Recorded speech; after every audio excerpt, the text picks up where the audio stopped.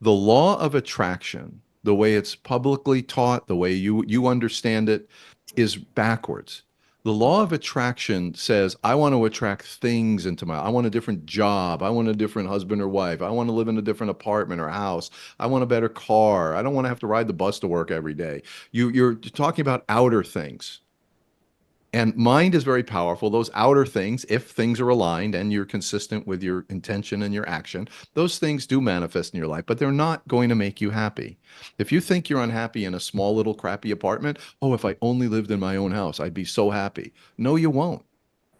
Trust me, because then you want a bigger house. You're going to bring your misery right there with you. So you have to learn how to change yourself from the inside. It's about you. It's not about the things.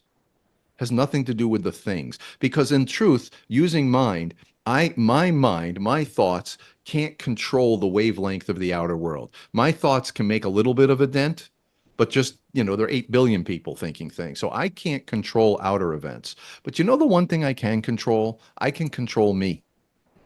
I can control my values. I can control my principles. I can control my moral character.